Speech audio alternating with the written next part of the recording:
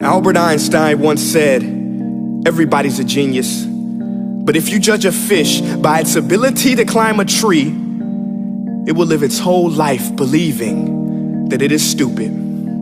Ladies and gentlemen of the jury, today on trial we have modern day schooling. Glad you could come. Not only does he make fish climb trees, but also makes them climb down and do a 10-mile run. Tell me, school, are you proud of the things you've done? Turning millions of people into robots, do you find that fun? Do you realize how many kids relate to that fish? Swimming upstream in class, never finding their gifts, thinking they are stupid, believing they are useless? Well, the time has come, no more excuses. I call school to the stand and accuse him of killing creativity, individuality, and being intellectually abusive. He's an ancient institution that has outlived his usage. So, Your Honor, this concludes my opening statement, and if I may present the evidence of my case, I will prove it. Proceed. Exhibit A. Here's a modern day phone. Recognize it? Here's a phone from 150 years ago. Big difference, right? Stay with me. Here's a car from today, and here's a car from 150 years ago. Big difference, right? Well, get this. Here's a classroom of today, and here's a class we used 150 years ago. Now ain't that a shame? In literally more than a century, nothing has changed. Yet you claim to prepare students for the future? But with evidence like that, I must ask, do you prepare students for the future or the past? I did a background check on you and let the record show that you were made to train people to work in factories, which explains why you put students in straight rows, nice and neat, tell them sit still, raise your hand if you want to speak, give them a short break to eat, and for 8 hours a day, tell them what to think. Oh, and make them compete to get an A letter which determines product quality, hence grade A of meat. I get it. Back then, times were different. We all have a past. I myself am no Gandhi. But today, we don't need to make robot zombies. The world has progressed. And now we need people who think creatively, innovatively, critically, independently, with the ability to connect. See, every scientist will tell you that no two brains are the same. And every parent with 2 or more children will confirm that claim.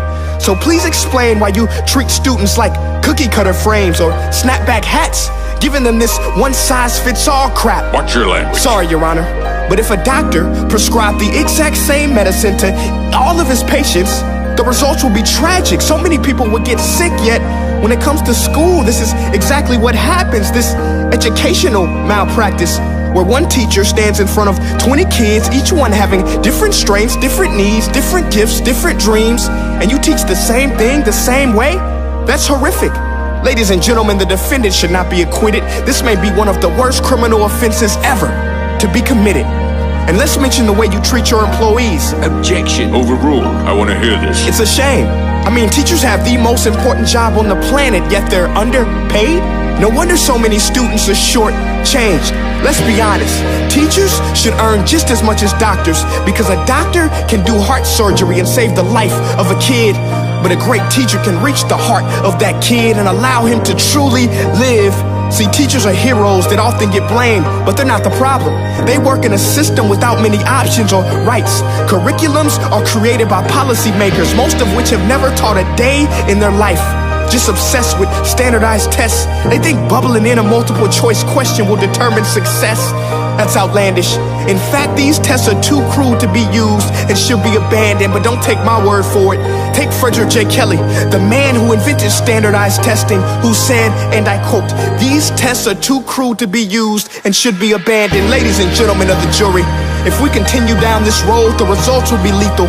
I don't have much faith in school, but I do have faith in people. And if we can customize healthcare, cars, and Facebook pages, then it is our duty to do the same for education, to upgrade it, change it, do away with school spirit, because that's useless. Unless we're working to bring the spirit out of each and every student, that should be our task. No more Common Core. Instead, let's reach the core of every heart in every class. Sure, math is important, but no more than art or dance. Let's give every gift an equal chance. I know this sounds like a dream, but countries like Finland are doing impressive things. They have shorter school days. Teachers make a decent wage. Homework is non-existent, and they focus on collaboration instead of competition. But here's the kicker, boys and girls. Their educational system outperforms every other country in the world. Other places like Singapore are succeeding rapidly. Schools like Montessori, programs like Khan Academy, there is no single solution. But let's get moving, because while students may be 20% of our population, they are 100% of our future. So let's attend to their dreams, and there's no telling what we can achieve. This is a world in which I believe, a world where fish are no longer forced to climb trees. I'll rest my case.